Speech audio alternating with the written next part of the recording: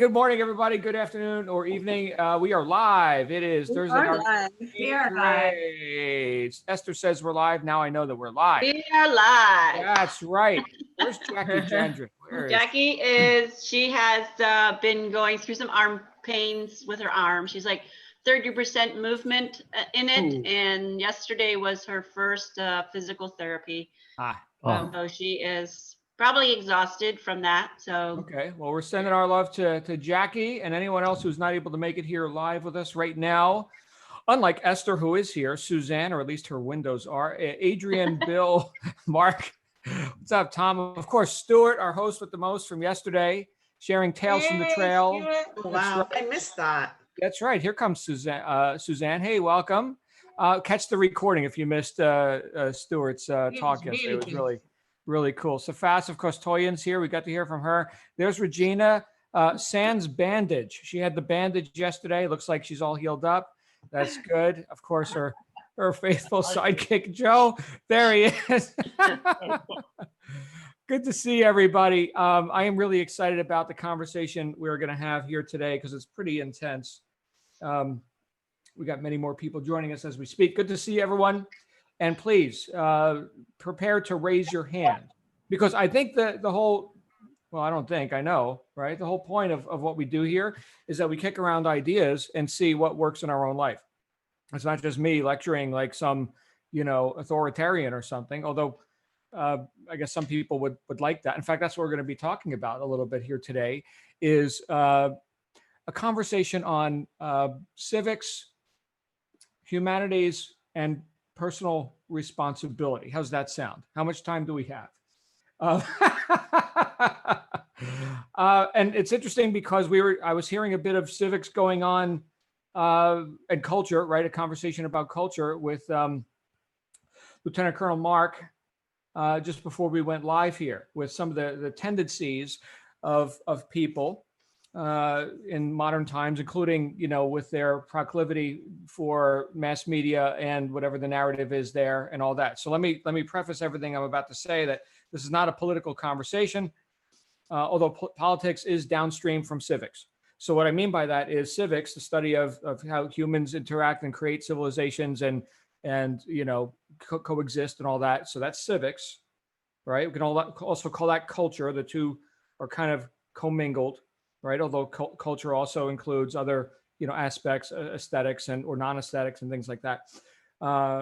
Whereas politics is more about the governance of people. And in some cases, by the people who elect those governors, rulers, leaders, whatever, insert, the terminology here. Actually, through most of history, that hasn't been the case. Through most of history, it's you do what you're told. So just by the virtue of the fact that we've got, to whatever degree we have, a platform here where we can express ourselves, we've got some degree of political liberty and free enterprise, right? We can do business. Jamie was just celebrating a win, right? He can be an entrepreneur. He, as an individual, can flex his muscles and do his thing and cause value to be delivered into the marketplace, free of, let me say, too much overbearing regulation. I don't think it's any mystery to anyone here that where I fall in terms of my thoughts about people and civics and everything is I'm into individual liberty, free enterprise. We're entrepreneurs here. I celebrate the individual. I think, and as I wrote about extensively in my book, integrity starts with the individual. In fact, Steve Covey talked about this in the 7 Habits of Highly Effective People. If you want to raise yourself up from dependence, from a dependent state into an independent state, well, look in the mirror, right? That's who's responsible for that. Here's some things you can start to develop habits around to make yourself more viable, right? To yourself and to, of course, the community, right? Because you're going to serve people through, product, services, opportunities, employment, whatever you're doing. You're a productive member of society. Fantastic. Good for you, right? That's a lot better than being a drain on society. Okay. So assuming that we can all agree that we all desire to get results, right? Based on our own efforts, right? So that's an individualist kind of a statement. That's not a collectivist, like groupthink kind of a thing. All right. So if we all agree on that we as individuals are able to get a result Otherwise, why would we even reach? Why would we even show up, right? Somebody else needs to do everything for us. So based on the platform of individualism, the next higher level in terms of expression within the group, according to the Covey, he called it interdependence, right? Which you can only have interdependent relationships when each person manning their post is independent and they know their post, right? So again, it comes down to an individual acceptance of the responsibility that was always ours. Now, I know this, I'm using a lot of words here, and I'm going to bring this home because the question that came up for me today is, how do we use this? How do I use this? How does Carlene use this? Carlene, did you change your hair? Oh my goodness. Anybody who could see Carlene, we're going to have you talk on here today so we can see you. Oh God, no. No. You just did. There it is. There it is, ladies and gentlemen. Carlene's new haircut. But certainly anyone who's here as an individual who chooses to be here, there's no authority that said to you, you must engage in this conversation, lest you be, less than or ostracized or something else. There's no groupthink here. I could take this back to, I'm thinking about how this whole mastermind group runs. I could take this all the way back to British common law, which I'll paraphrase, property rights, right? So this is your stuff. Like you're looking at me right now on your computer, on your device. That's your device. It's not my device, right? So you own that, right? You get to own stuff. That's called property rights. And I respect that. Okay. And the other big aspect of that common law, which really I think covers everything, is the non-initiation of force. So I disagree with you on something, Mark. Does that mean I punch you in the face, kill your dog, terrorize your family, burn down your house? Is that what that means? I hope not, right? I hope not. Although throughout much of history, common law didn't exist, right? You dare not speak out against the dictator, the ruler, the whatever, right? So how fortunate are we to have an opportunity at this moment in history, right? An opportunity to reach, right? To flex our muscles. Now, here's where I kind of went down a rabbit hole today. And I want to thank one of our members here who initiated this thought for me. Okay. Because the idea came up of the democratization of the internet. So here we are. Right now, we're using the internet and we've all got a voice if we choose to use it. So the internet has democratized. Okay. That means it made power available to more people. Right?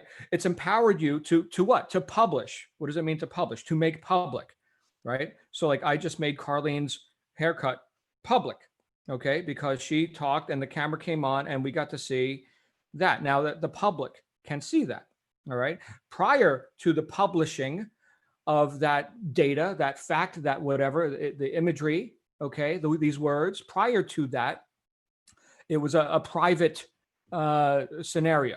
Okay, which people can choose to have. But now with the ability to publish more readily, people have a lot more reach. With that comes responsibility. And we've had conversations kind of around this before. Okay, what's the old saying? Better to be, if you're an idiot, it's better to be silent rather than talk a lot and prove it to the world, right? Something like that, which I'm doing right now, arguably. Who knows, right? Allegedly, I know stuff. But the idea, right, that you can reach into the public, that you can publish, that you've got more power than you had without this technology. Does that serve you? Only if you use it.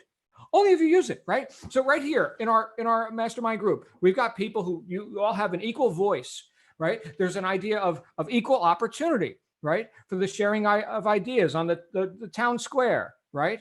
I mean, how did something like the United States occur? It was a bunch of people that got together and said, you know what? I think we're done answering to the king, taxation without representation, and constant regulations and everything else. You know what? We're going to do this Declaration of Independence thing. Yeah, we're gonna go ahead and we're going to do what we know is right and self-evident, right? Life, liberty, the pursuit of happiness. That's what we're about, right? Okay. And obviously, as an American, right, that's a very important document to me. And it's also affected much of the world. I mean, look what happened in the last 250 years in terms of expansion and prosperity and all this. Right? The rise out of, feudalism and communism and everything else. So I'm thinking, So I'm thinking, all right, if I've got an equal opportunity, does that mean that I'm actually more powerful? Only if I use it. Only if I use it. If I sit back because I'm shy, I'm scared, what will they think? We had this conversation recently. What would they think? That's herd mentality. Okay.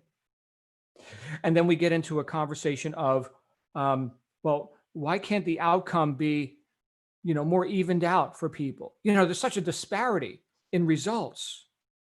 And this has been all through history, by the way. There's such a disparity in results. So assuming we've got equal opportunity, does that mean also that we have equality of outcome? Oh, no. Oh, no, no, no, no. Now we just went astray, really astray. Okay. But why do people, here's the question that came up for me. Why do people go astray on stuff like that? That's my assessment, right? I think that your rights end where my rights begin, right? So I can express myself. I can do business, but as long as it's good and right, and people want to exchange, that's called volunteerism, right? Do you want the product? Then pay the money. No one's under duress to buy this product, right? So a lot of you guys on Amazon, right? You can't put a gun to somebody's head and say you must buy this. Okay, you could sell, and please do sell your ass off, right? Convince, persuade, right? Cause decisions to be made and exchange. Yes, make money, do it. But does that mean that just because you sold 20 times more, you, Carlene, sold 20 times more? I'm leaning on Carlene a bit today. 20 times more than your competitors. Oh, Carlene, she's got too much reach. Can't we make it evened out a little bit? How would you like that? Anyway, picture that. You work your ass off. You have a hit. Maybe you had 100, strikeouts, right? To use a baseball analogy. Okay. But now you had a home run. And now you're the tall poppy. Any Aussies on here? Well, Aussies are asleep right now. It's 2:00 in the morning. But the tall poppy syndrome in Australia, right? So that poppy is standing taller than all these others. Oh, we got to cut that one down. Have you seen that in your life? The flip side to that, and here's the conversation about civics and individual integrity, okay? The flip side to that is, have you been the person with the tendency to want to cut down the tall poppy? Have you looked in envy at those who traded their life, in some cases, to get a result that is way beyond anything that at this point you can even conceive? And have you faulted them for that? Or have you looked to some authority or some mommy? He took my toys. I think that's where it starts. But we got to grow up. This is kind of a heavy duty conversation. Here's where the personal integrity comes in. Yeah, when I was a kid, the other kid took my toys and I cried to mommy. Am I still doing that? Do I need some outside entity to regulate everything in everyone else's life? Also mine, right? You don't get to be a subject of the king, or you don't get to have everyone else be a subject of the king without yourself being a subject of the king. Well, do we want this whole free enterprise and political liberty thing or not? So that's why, and this is the question that's coming up for me. Like, what can I do about it? What can I do about it? Me as an individual person with my own ethics, my own respect for you and for myself. What can I do to make sure that I'm not just crying to mommy, and that I'm doing all I can to get that piece of the pie? There's a competitive mindset that runs through society that if you get more pie, I get less, right? That's envy. That's and this has been written about in many books, right? So the whole idea, again, it's tall poppy and whatever. It's the competitive mindset where there's only so much money, power, whatever, influence. There's only so much love, right? All of that, right? These are the things that people, strive for in life, right? These are the things that are very, towards survival and prosperity. There's only so much of that. And if you get more, I get less. So damn it, I'm going to get mine, even if it's at your expense. That's a total win-lose, or it can even devolve into lose-lose scenario. Well, you know what? If I can't have, nobody can have. You guys see this in society? You see that at all? Okay. Or can we have a creative mind about this? Can we say, you know what? I want more pie. Yes, I do, damn it.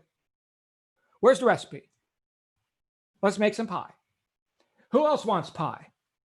We're doing a pie making deal today here, everybody. Anybody who wants in, equal opportunity, we can all make some pie, right? Let's do it. Eat as much as you like. Probably want to have a little bit of moderation there, right? And give some pie out to some other people too. That's cool, right? Maybe we'll turn them on and rehabilitate their willingness to make pie. But who makes that decision? The individual. The individual. Yes, it comes back to the individual. So my question then for me, here's like the punchline to all this. And sorry, guys, this conversation could take weeks to have, but I'm giving it to you in 15 minutes and 47 seconds. And I got to hear from you because this hit me so hard today. Why don't I reach? Why don't I make pie to the degree that I could? If in fact, we've got an equal playing field, which is arguable, okay, but equal enough in terms of opportunity, why have I not sought to have a higher outcome? Because there is no such thing as equality of outcome. Doesn't exist. Okay. People who've tried that throughout history have gone down in flames. Always, always, always, always, always, always. Okay. So then what stops me from reaching? Here it is. Here it is. That tendency to still cry to mommy, personal irresponsibility. In other words, refusing to look and accept that, yes, I'm actually cause. What part of this can I be responsible for? Unwillingness to confront my own non-doingness, right? My own laziness, my own ignorance. There's a saying, know the truth and the truth will set you free. Free from what? Ignorance, right? Not knowingness, what to do.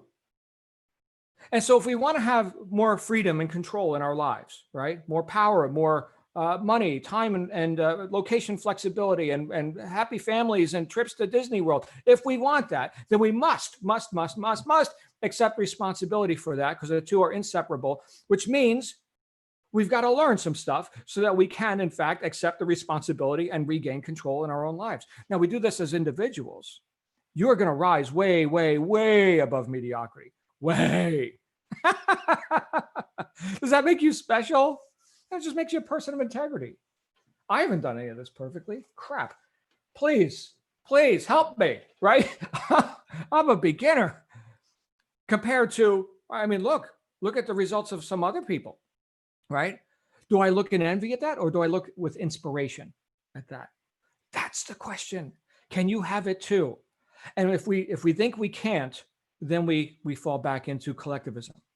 But if we know we can, and we prove that to ourselves, this is why habits are so important, my friends, so vital. It doesn't have to be some big heroic effort. Habits beat heroics, right? But the habit of doing a high integrity action every day, you exercised every day. Well, what percentage of people do that? Oh, you placed your advertisement, you did your business actions, you called your client, right? You spent time with your child, you ate raw vegetables, right? Instead of, deep fried carbohydrates. Well done. Are you going up? Yeah, you're going up. Does everybody do that? No. Could they? Sure, they could. Sure, they could. But you did. Or not. And I'll end with this one last thing. The other thing that I have seen that has caused myself and again, throughout society to not reach, to not do, to hold oneself back. Think about this. Think about this, everybody. This is huge. We could spend a week just talking about this. People love to be right. They would die to be right. I've heard it said, the last breath of the dying man at the gallows is, I was right. Now, if we think that we may be, because we've had transgressions in the past, if we think that we may harm another by reaching, by doing, by putting ourselves out into society, right? Products, services, ideas, right? If we have this low self-esteem about ourselves and that which we could deliver, we hold ourselves back, right? If my hands are dirty, I'm not going to reach for you, because deep inside, we all have a good sense of what's right and wrong. I know that may not be, what they're plastering all over mass media right now. Okay. But I think deep inside, we have a good sense of common law. I respect your rights and I don't initiate force. right? Even if I disagree with you. Okay. So that's your stuff, and we can have a conversation. Okay. Um, we have a sense of right and wrong. And if we have a low self-esteem, if we have this idea that by some aspect of our nature that we are going to do harm to another, we tend to not reach. And maybe that was part of your upbringing. I'm looking at myself. I'm talking to me right now. Yeah, it was. It was suppression, right? And you dare not express yourself, or in other words, reach, right? You dare not reach outside of. How many of you were told kids are to be seen but not heard? Speak when spoken to, right? Exactly. What is that? What is that, right?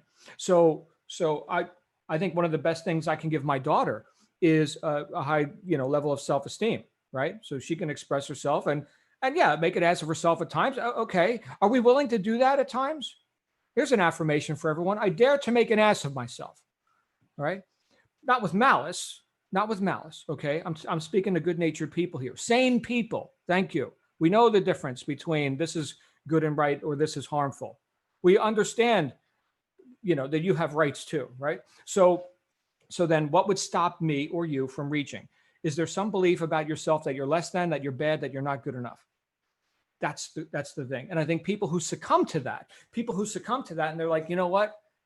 I'm not really worth it, but you know what? You do it for me. You, government, banking system, corporation, anybody but me. I'm not responsible. Okay. You guys control all this because I refuse to. That's the collectivist conversation. And it's a real dangerous one.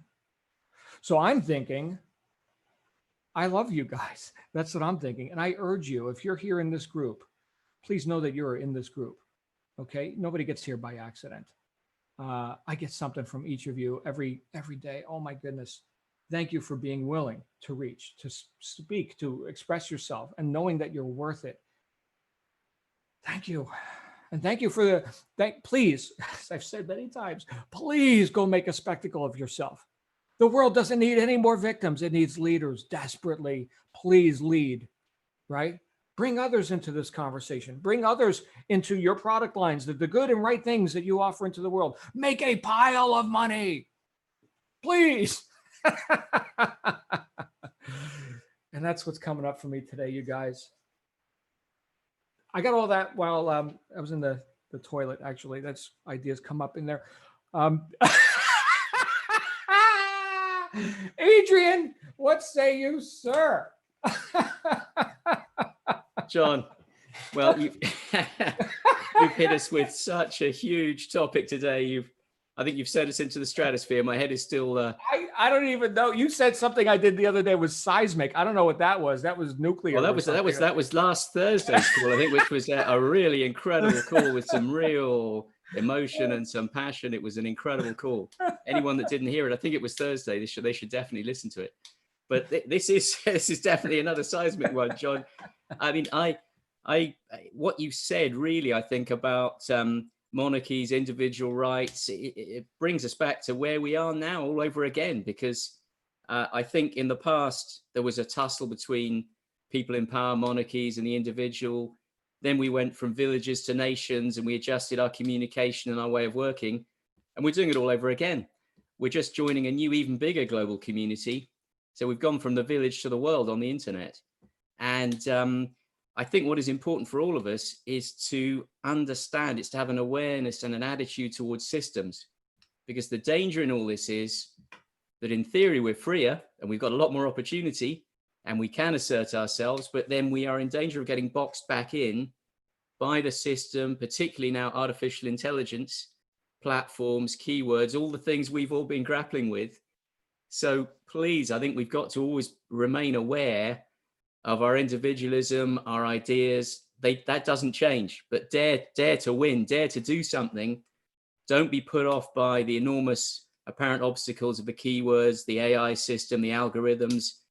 Those will only get worse. So we're entering a new era of the tussle you described between the monarch, the system, and the individual. And I think it's only going to get worse before perhaps it gets regulated or the individuals reassert themselves. So I think it's all about an attitude and awareness to take those systems on. Don't just accept no, don't accept barriers, just go for it. Mm-hmm. Right. And I think the only reason someone wouldn't is a lack of self-worth or self-expression, right? Yeah, but it's easy to be cowed by the system just to accept, yeah. okay, oh, the AI is in charge, the algorithm's in charge. Okay, I you know, and you just carry on to, you're being pushed down channels the whole time. You're being pushed down routes, Oh, I know what channels, you're fixed referring to. Yeah. bureaucracies, you see? Yeah, And there's a lot of suppression of communication happening by those who want a certain narrative. I totally and agree. beat the system. So you've got to stay aware of your individuality. That's what we're all offering the clients. If you can understand that and keep that in your mind, despite the tussles you're going to have with platforms. And Bill and I were talking about alternative platforms again this morning. There are other ways of selling. There are other ways of getting to customers. Don't be corralled in by the new monarchs and the new systems that want to do things entirely their way. Try and look for alternatives. Keep your eyes open and stay individual. I absolutely agree with you, John. Yeah, this is a huge topic. This is a huge topic. Yeah, how do we do this in an hour? It's not possible. All right, let's go to Koila. Oh, Koila, I got to hear your feedback on this. Koila, your thoughts? Well, I don't really know where to start, but I'll attempt to. I'll maybe start with, yeah, I'm an individual. You're an individual, but we're also not. We're also part of the universe. So each one of us is part of a much bigger thing. And then I'm going to say Maslow, pyramid of whatever it's called. A hierarchy of needs. Yeah, that's the one. And the fact that you can't reach for self-actualization until you've met all your other needs. There's so many people who cannot do that. The next thing I would say is that, yeah, I agree with you that we need to be self-reliant, but there's also people who are unable to do that. And I feel that we need to help them to be able to do that. Now, I've moved in quite a lot of circles, and there are a lot of people who have absolutely no meaning in their life. I can't imagine what that must be like. I've had brief periods of it, and it's just dire. It's dire. And people like that go in for addictions often, or they'll binge watch telly. When you've got like a hole in your soul where your meaning should be, that is just a terrible place. So I think I'm into politics, as you all know. I'm not going to say what my politics is particularly, but my view is, and my personal experience is, that yes, there is dependence. As I said, I ended up without any income at one point and had to claim benefits for 6 weeks. And I felt like a criminal whilst I was doing that. That's not necessary to make people feel like that when something has happened that is not their fault. Also, when my husband was very ill and he was in hospital for a long time and I was going in every day, I know how I felt when it was coming to him coming out of hospital. I knew that I wanted to have him home, but also he had a stoma, he had a dementia, he had a lot of things wrong with him. And I was going from a comfortable place to a place that was going to be uncomfortable.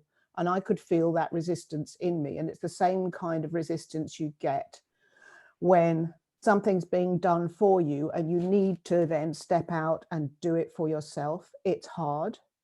And not everybody can just push through like we can, like we have often.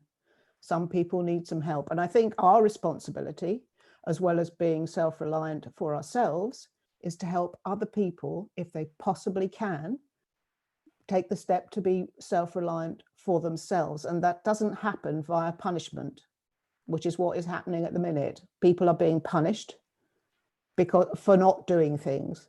It's much better if you can support people and give some kind of carrot, I suppose. And I suppose that's my philosophy in a nutshell. Thank you, Corla. So many insights there. There was a time when I was quite dependent, not able.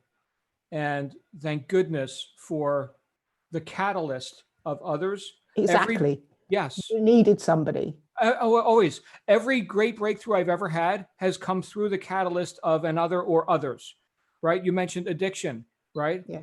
12-step fellowships, Alcoholics Anonymous, right? So here's the doctrine, right? Here, let's read about life skills and like principles. And now let's talk about it, everyone. So you're not alone. You're not alone. Oh, I'm not alone. That whole talk about a punishment, right? Thinking that you're alone and no one can relate to you in the world. Koila, this is a huge topic.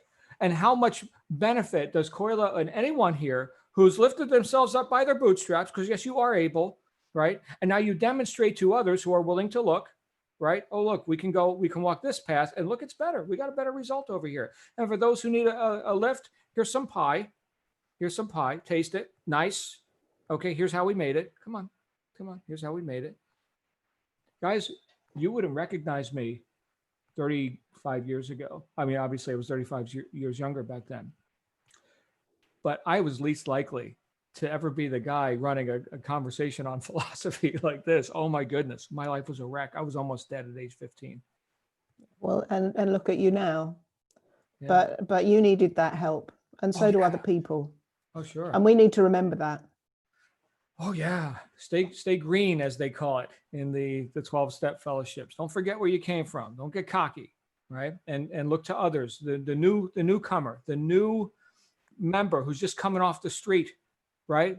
Thinking maybe there's a need for change, maybe, if that's even possible. I don't even know.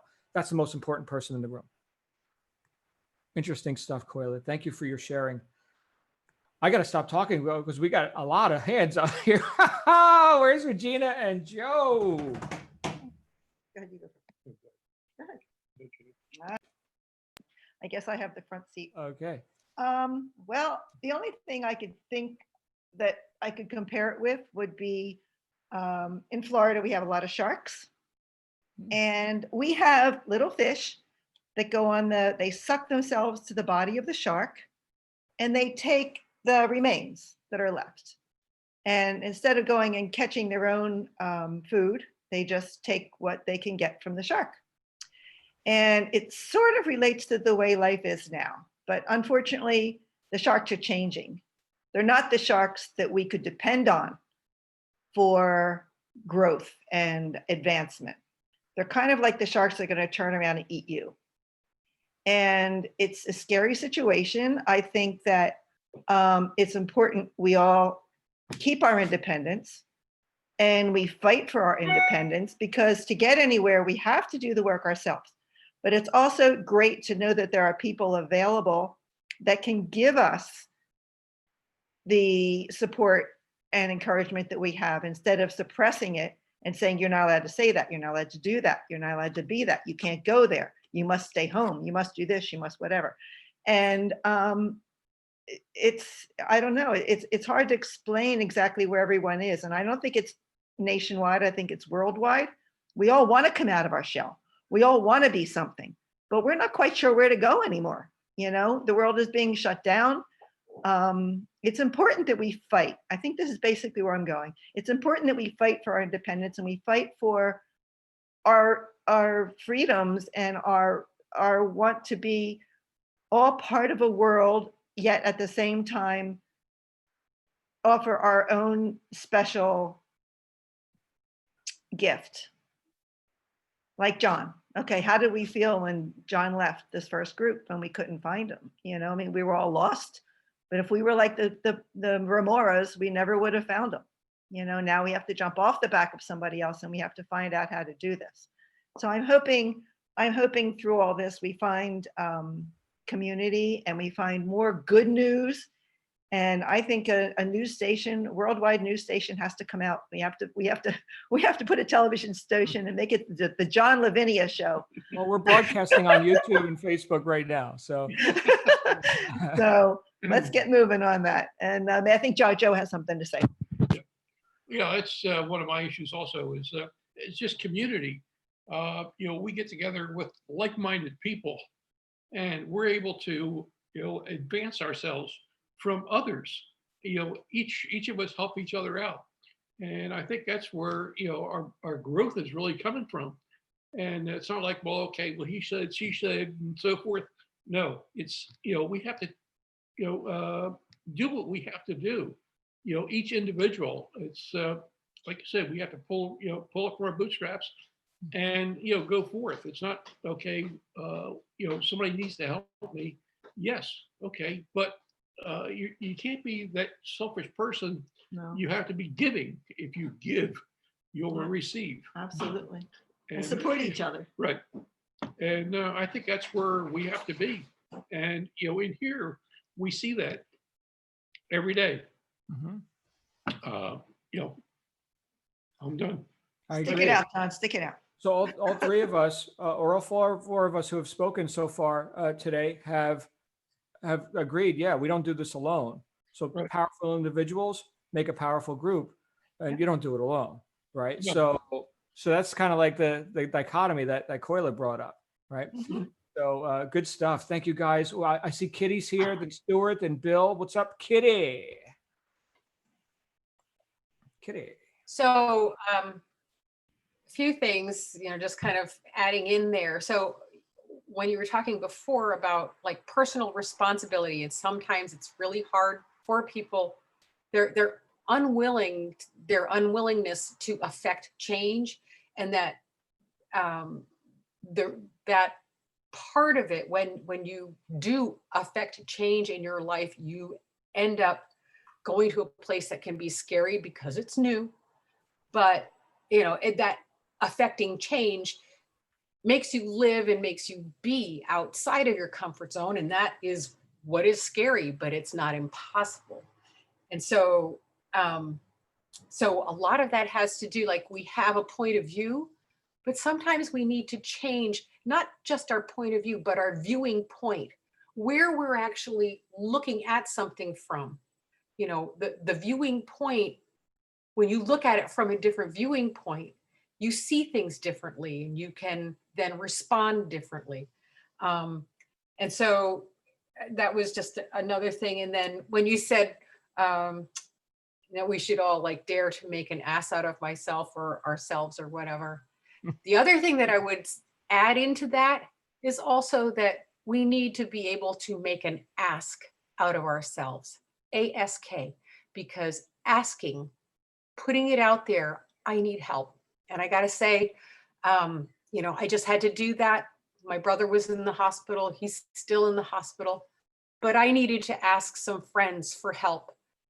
And they stepped right up, and it was just wonderful to be able to have that influx of energy and community and getting something done that had to be done in a short span of time. And it just really feels wonderful to know that you can ask and that you can receive, because that, being able to be a receiver allows someone else the benefit of being a giver. And so just kind of all of that other stuff and things that other people have said, we all need to continually be inclusive.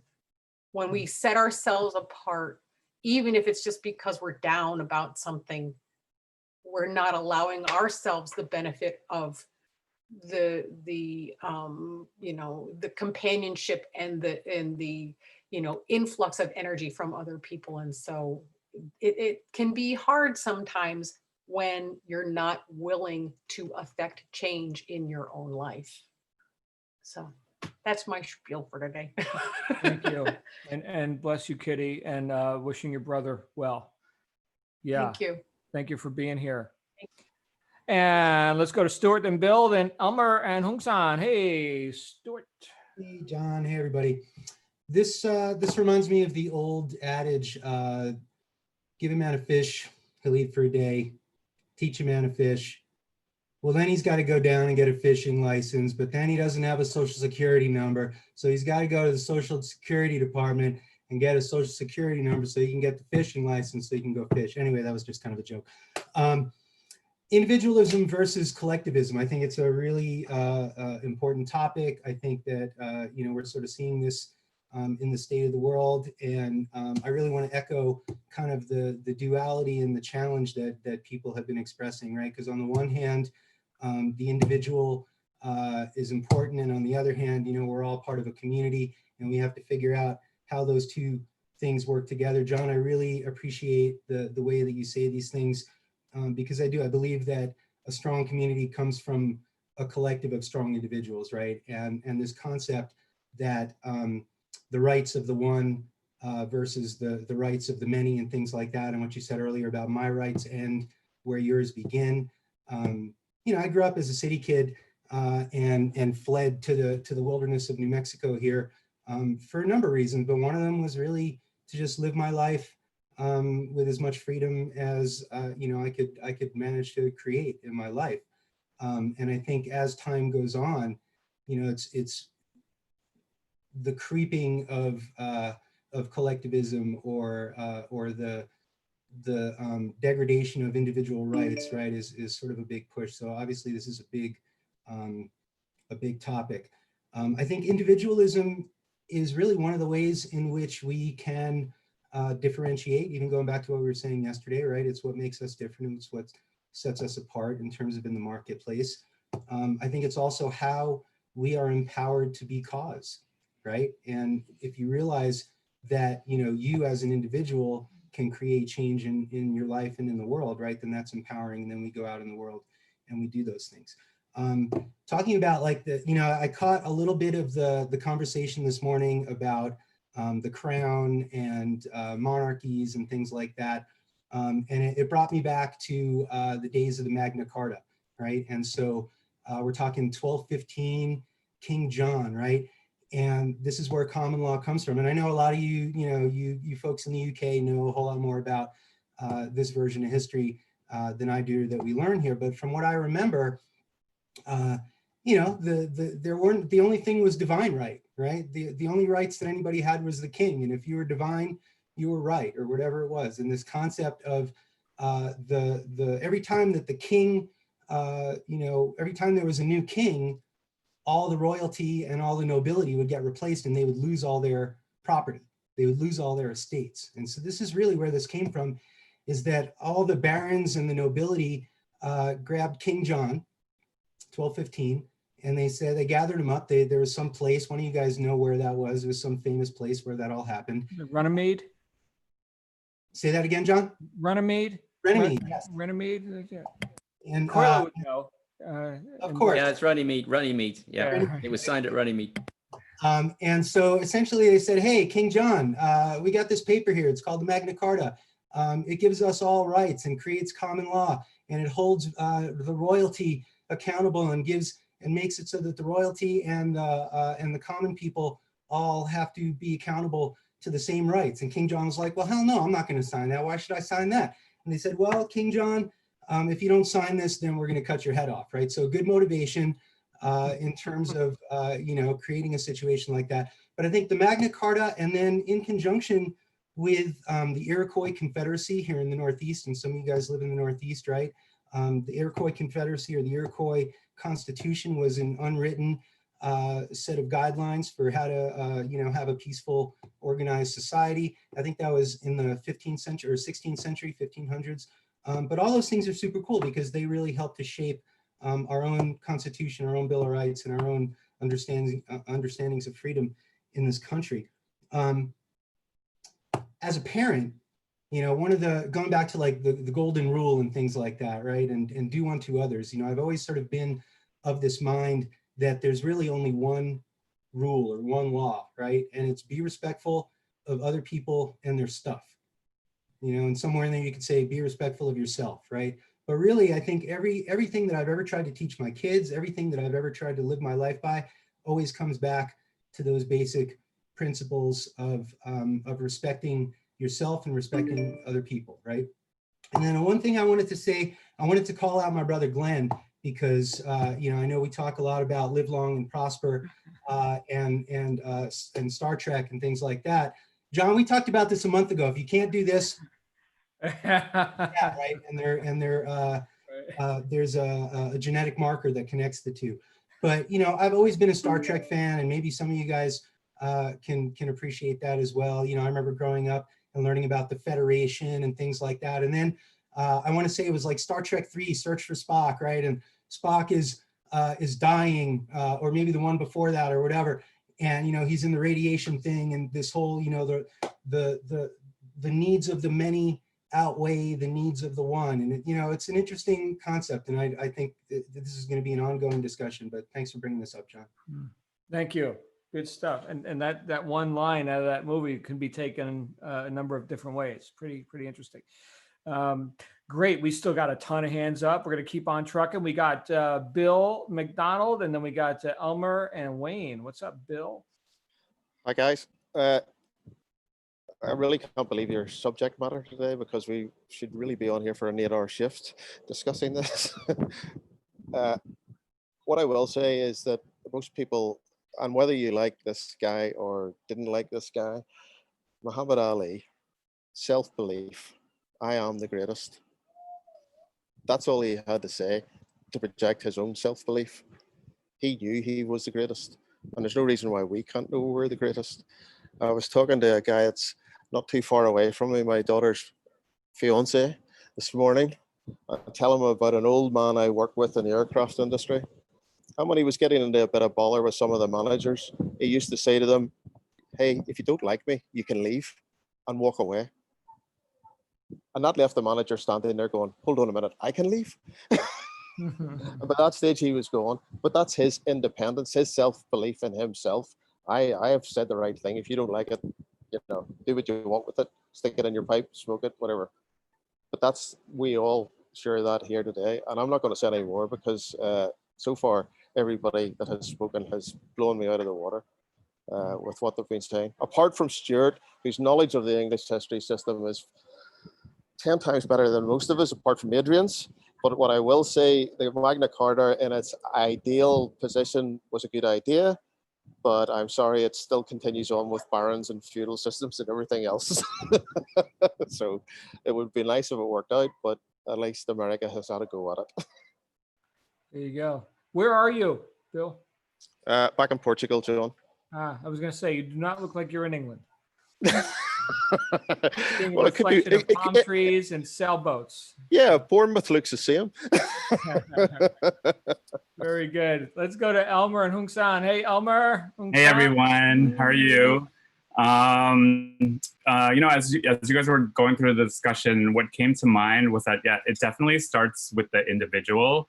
And more and more as an individual of this planet, we have to realize that we're global citizens. I mean, it's very apparent in this platform. And I sort of want to say with global citizens, as a citizen, I feel like you're either bucketed into a contributor or a detractor.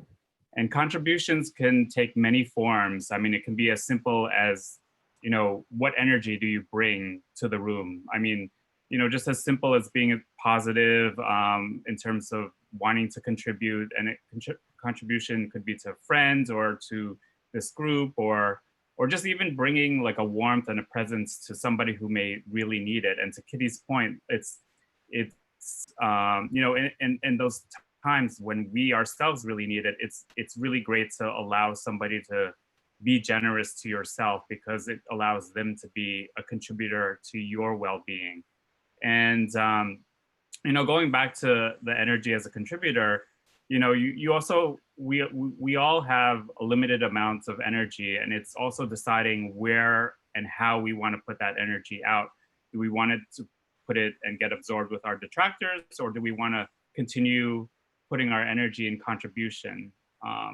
It's just something to think about in, I guess, maybe a more simple terms, to just try and guide us along the way.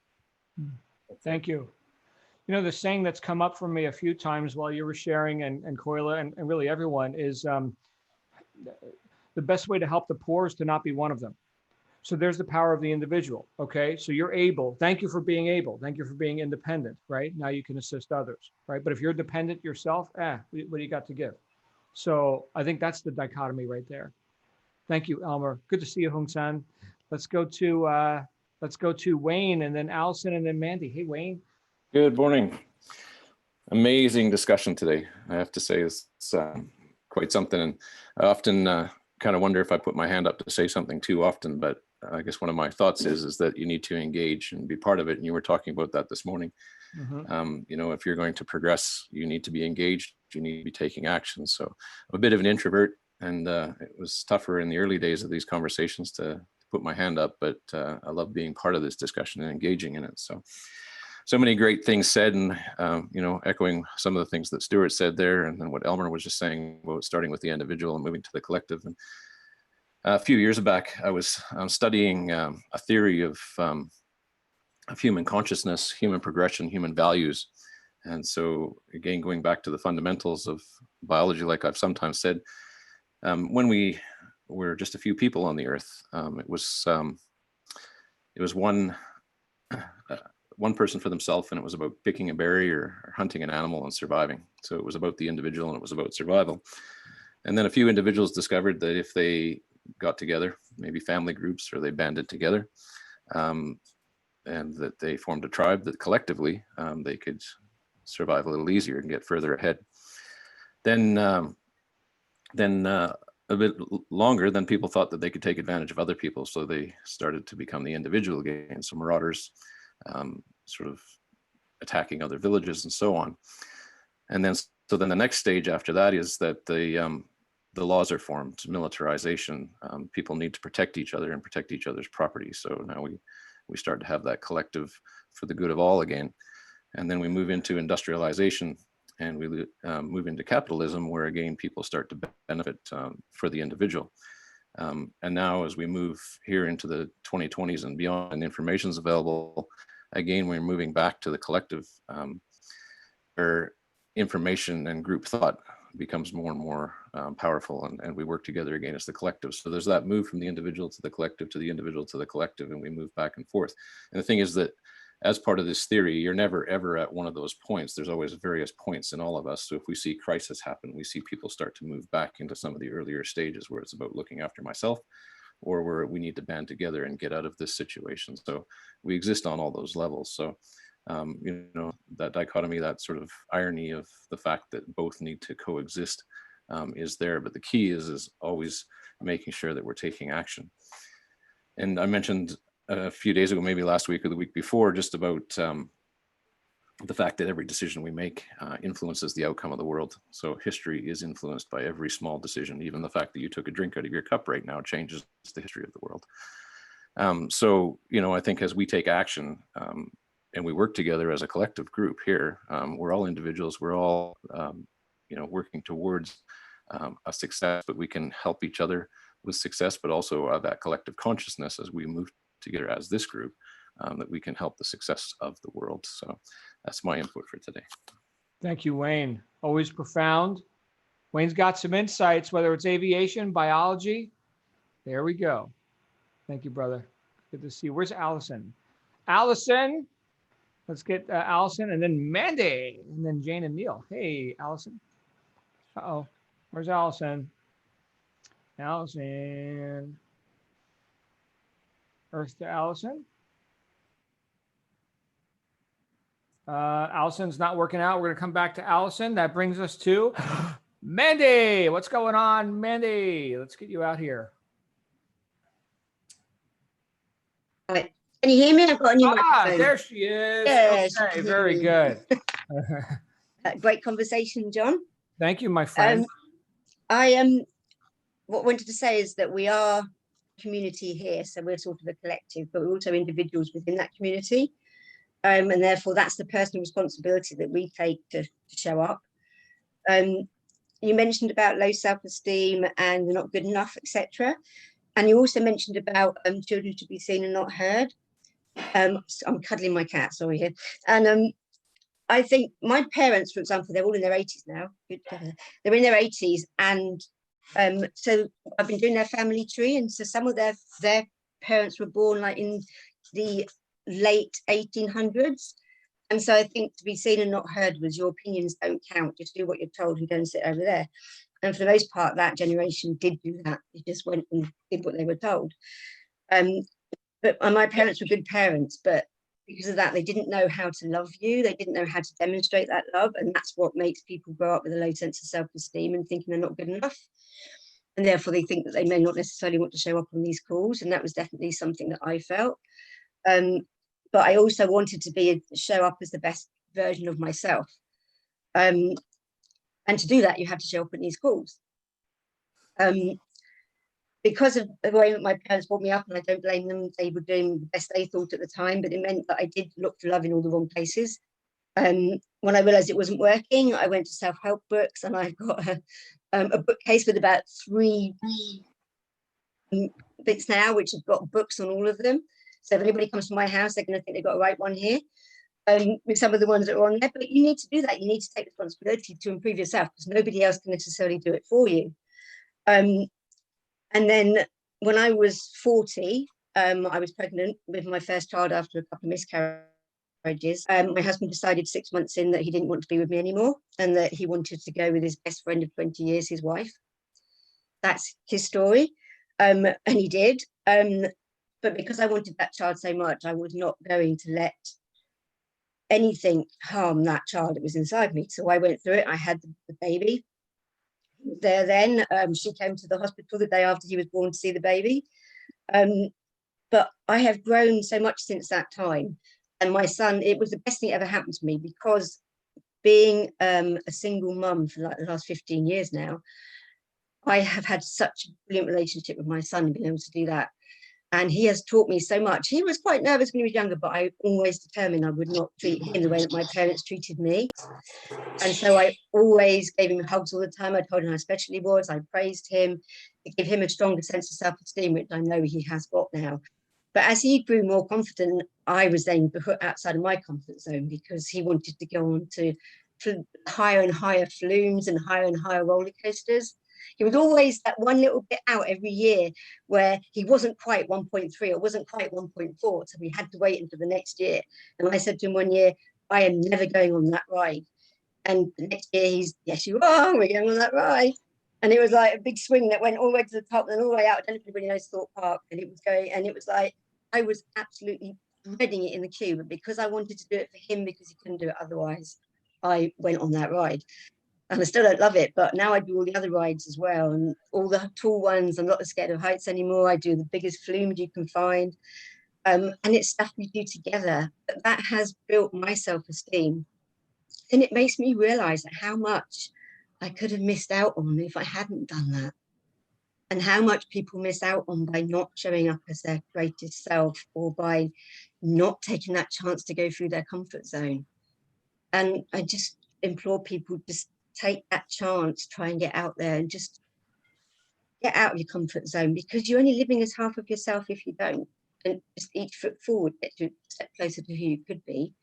And you'll never have a more a better group than this one, a safer group than this one, to be able to do that. But the personal responsibility still does come down to the individual. And that's it. Mandy, thank you. And thank you for inspiring this entire talk today. Thank you. Because it was you. So thank you. Thank you. Let's go to Allison. Hi. There she Amazing, is. Mandy. Thanks for sharing all that. Yeah, it's been ages since I last spoke, ages and ages. I've been on a complete journey, like we all have. I think the biggest thing for me in my journey, the biggest change, was the belief in myself, which happened just 4 months ago when I started this journey. And the books and everything have just been so incredible. And that's been the biggest thing. And I found this journey very, in a way, isolating, but in the sense that you're on your own. And that, when you said, John, about confronting my own undoingness, I mean, it's so true. There is no one else to blame.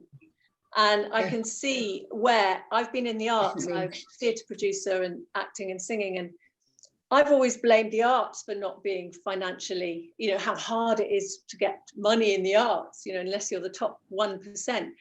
And so that old mindset has just been completely smashed. But I can see on this journey now, I was flying for the first 2 months, and then it's hard. You're walking the walk, and I can physically feel when my old mindset is trying to creep in, and it's an actual physical state that I can feel going back. I can't believe I lived in that state for so many years. But so so interesting about the self-analysis that you go through when you're doing this, because like you said, there is just no one else to blame. And I've found sometimes there's the self-critic that comes in, which has got to be squashed. I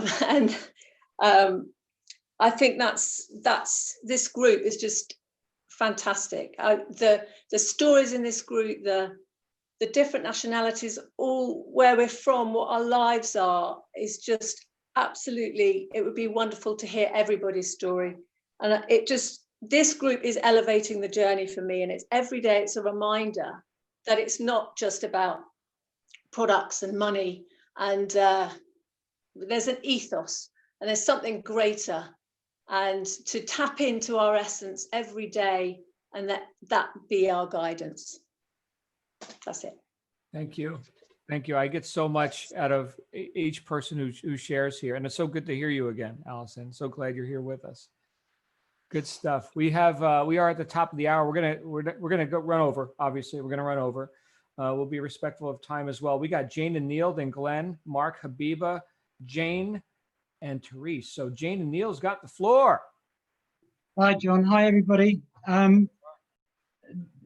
We're going to speak today because this is exactly what we needed to hear today. And this is exactly why we're on this group. Everybody's contributing to us every day.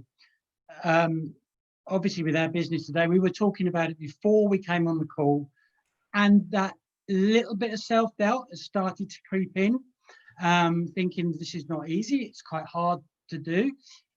And throughout my life, every time I've tried to do something that people want to knock you down, and even to the stage which I was talking to Jane about yesterday, and she said that's still great with you.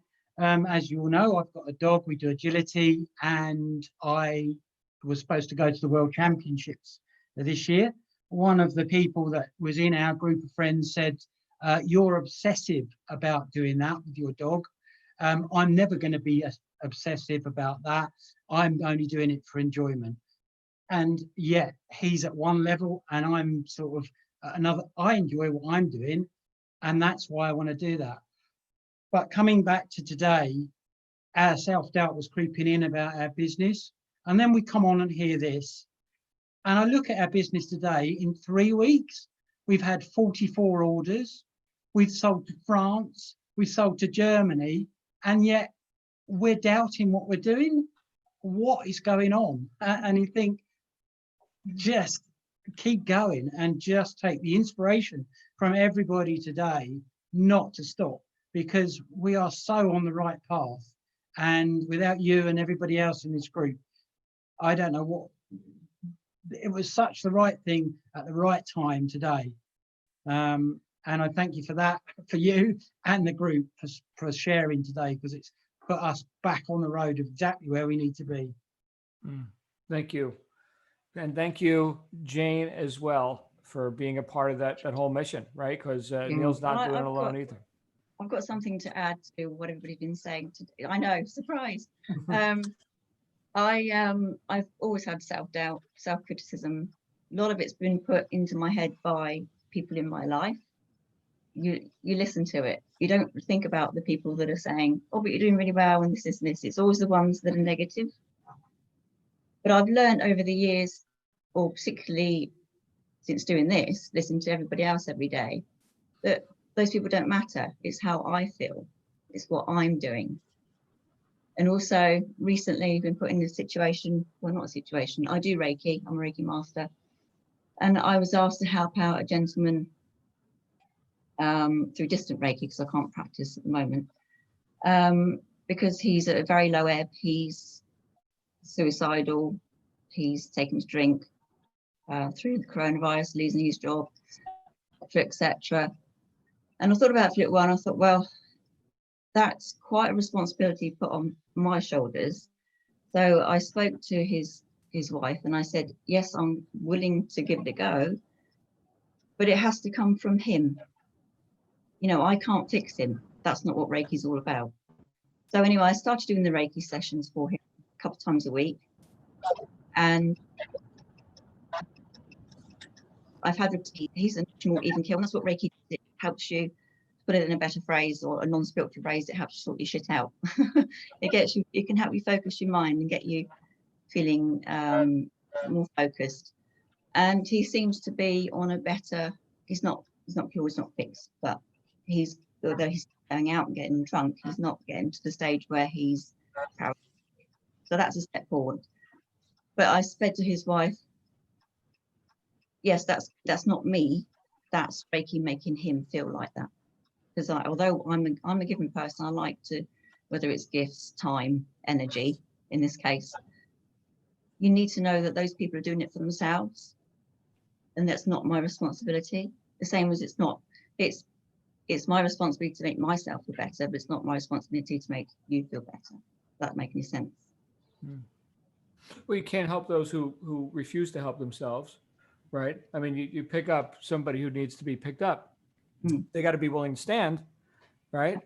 Definitely. So yeah, I think we're all hearing what you're saying, and thank you for that. I know Habiba and several others have been involved in some of these healing and holistic approaches. So Yeah, interesting stuff. Thank you, Jane.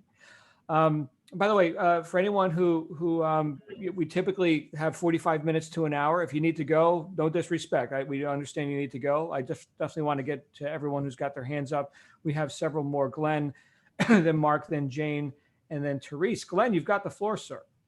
John, good afternoon. You can tell I'm joined in from a different venue today, on my way to an appointment. I'm going to be as brief as I possibly can because of my appointment, and also got a lot of people sharing today, which has been extremely valuable. Two personal experiences of mine is where I'm going today. I think that quite possibly the most liberating moment in my entire life was when I finally realized that it's all on me. My responsibility to my happiness in life is on me. My income is on me. My business is on me. The success of my marriage is on me.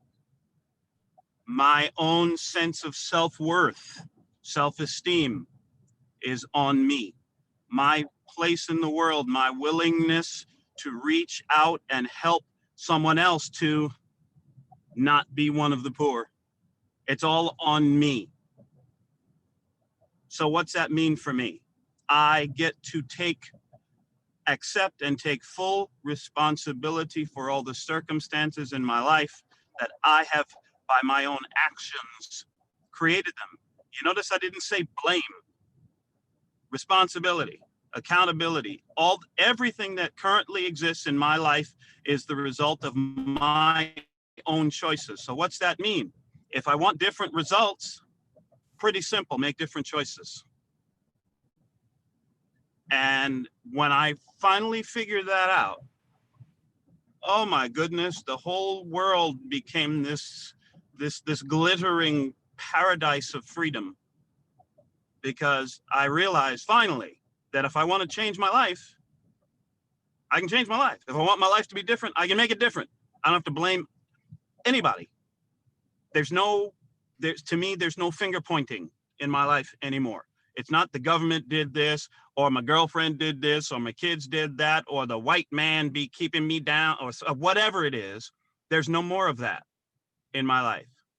And I absolutely love being in the driver's seat. I am the master of my fate. I am the captain of my soul.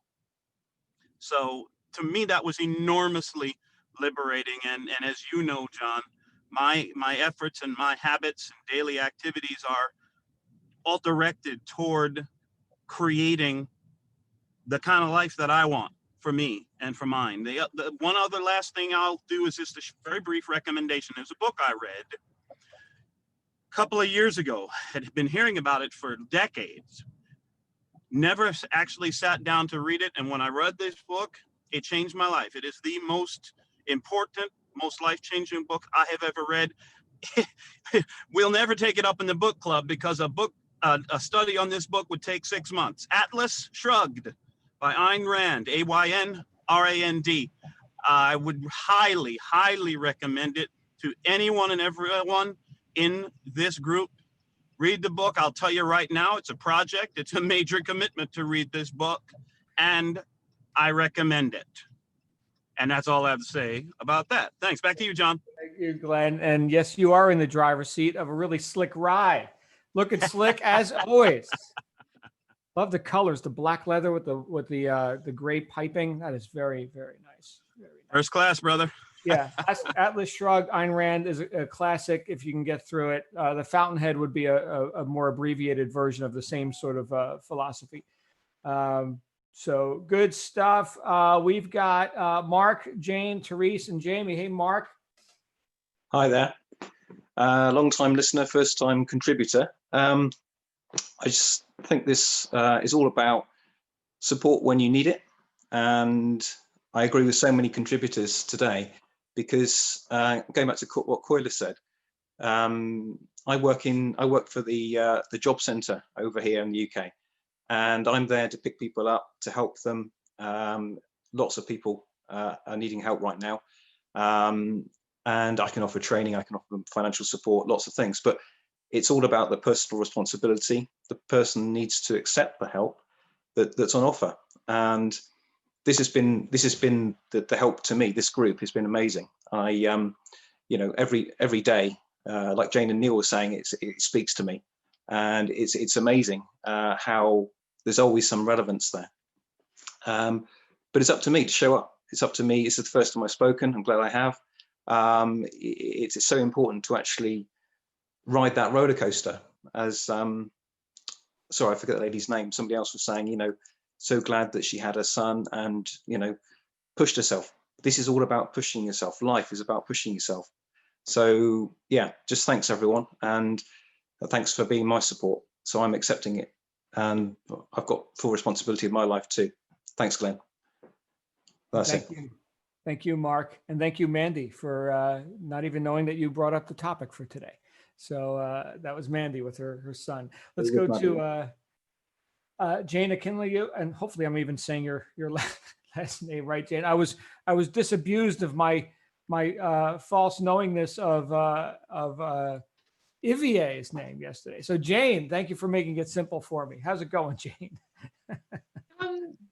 Doing well. It's great to be here, and thank you for a great topic, and also thank you for the community, because the community helped in terms of great energy, motivation, and when that thing goes through your mind in terms of self-esteem, you think that you are the only one that has that issue, but when you actually come to the community like this and people say the various areas in which they're facing that same issue, you know that you're not the only one, and that really, really, really does help to set mind free. So basically, the energy, the motivation, the encouragement, the atmosphere, and also it's all down to me. I must take action, and it's just little action every day, just showing up to speak, say what's on your mind. Nobody's going to, by the time you say what's your mind, next time before you show up, you prepare. And that's actually helping to get rid of the poor self-esteem or whatever the area of challenge that you may have. So thank you for a great community. Thank you for the words of encouragement and the power in this community. Thank you. Thank you, Jane. And you encourage me. So thank you for who you've shown up as in my life. So we're just getting started, my friend. We're gonna have lots of fun here. This whole show is just getting going. Let's go to, it looks like our last two speakers for today are Therese and Jamie. Hey, Therese. Hi, John. Hi, everyone. It was a powerful topic today, powerful observations from everyone. Thank you. I think this is going to be, each day these things stay with me. The topics stay with me. And this one I think is going to last for more than a day or two or three, which is a good thing. So thank you. First thing I wanted to, a lot of things were coming to me on this. I wanted to make a quick comment I think it was Kuila that made it, not really a quote, but she made this comment that stuck with me: a hole in your soul where meaning should be. And it brought me to last night. I had met a friend for a socially distanced glass of wine, and we were sitting out enjoying that. And a young girl, homeless, I assume, very young, but went walking past us, and she was looking in the gutter for cigarette butts. And, you know, I'm sure jonesing for a cigarette. And I just, when Koela said a hole in your soul where meaning should be, I just welled up when I saw her, and I followed her. She was moving very fast. I grabbed money from my bag and I just gave her some money. I wanted to, that was my thought. Like I didn't want her to have to dig in a gutter for something that she needed because of her situation. So anyway, I'm not sure why I'm sharing that. I just did, and it felt good. She was embarrassed, and she welled up in tears and thanked me and just scurried off very quickly. But that's community, right? Raising the vibration. And so that's what I was trying to do. Aside from that, individual and collective community. I think I have a lot of science background, and so I guess I instantly was thinking about how we each have about 30 trillion cells in our body. Each one of those cells is uniquely independent on its own, but are all completely interdependent on all the others to actually function. And so, you know, then from there, I went to, you know, the spiral that we all have on the top of our head, which is a part of the cell when you split and divide, and it's connected all the way through the umbilical cord, and you're fed there. And we all have this spiral, which you'll also find in nature, this spiral. And I think we're all born as an individual, and as we grow, of course, this spiral gets bigger and bigger. And I kind of just am connecting it to life, right? And our connections, the people we meet along the way that give us meaning and purpose and lessons. And we are constantly collecting as we go, right? It's like this line of life, and a collective consciousness. And so we can't really live without each other. And we all are very interdependent on each other. And so, yeah, I don't know. That's what I'm thinking. Thanks for letting me share. Thank you, and thank you for always bringing some great ideas to our conversations here. We're gonna thank you. We're gonna wrap up with Jamie Young. Did we save the best for last? Is that what just I don't happened, know. Jamie? I don't know. Reserve that judgment until after I get off of here, would you please? So I'm going to be real brief because we are way over. This goes for everybody that's participated in here and jumped in, but and I'm going to say 3 words or 2 words depending on how you spell it. And this is specifically for one person. And damn it, Glenn, that man makes my hair stand up on my arms when that guy gets on here. And he ignited something within me that I have been thinking about for quite some time. A friend of mine said to me one time, because it relates to, you know, being the victim or feeling as if you're owed by everybody. My friend kind of put it in this perspective, like it's a street, and we have our side of the street, and you can't do a thing about the other side of the street. You have no business crossing over into the street to get to the other side of the street. You need to take care of your side of the street. And if you take care of your side of the street, the rest will fall in place. And that, I think, also equates to having no control over anything. We have control over what we do. We get up in the morning, we look in the mirror and we say, I'm going to do my best today to be the person true to myself. And when you go to bed at night and look in the mirror and say to yourself, yes, I did. I stayed on my side of the street. I controlled what I can control, and the outcome is going to be the outcome no matter what it is, no matter what you do. And the second thought of that is, you know, not being the victim, but not also laying back and saying, okay, I will not say, I will not disagree, or I will not push back in a very respectful informed. A guy said to me also, facts are friendly. So you can push back, you can give your opinion, but you should be informed, you should be respectful, you should know what you're talking about, and you'll get to the point to where you need to go.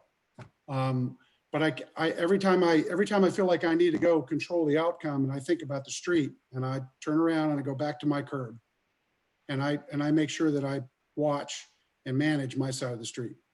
And Glenn brought that into perspective about waking up in the morning. For me, equated to controlling my side of the street. Thank you. Such a simple concept. And yet, if we all just did that, my goodness, would we have a machine running here, right? So thank you all for being a part of the solution, not just in your own lives, but in the lives of everyone you touch. We just heard from Therese that, you know, nobody's an island, right? So thank you, my friends. I feel like this conversation is just getting going. So that was the first hour and 20-minute warm up. What do you guys want to talk about now? No, let's wrap up. Let's wrap up for the day. Thank you, everyone who shared. We're going to have Fun Friday tomorrow. Bring a dog or a cat or something and a joke. That's right. I'm looking at you. Bring a joke. And I will see you all then. Anyone who needs me, you know how to reach me. You've got my email address. I've got a few of you I've got some one-on-one time with today. So I'm looking forward to that as well. We'll see you guys tomorrow. Thank you. Bye. You guys. Bye, John. Bye, guys. Thanks, everybody.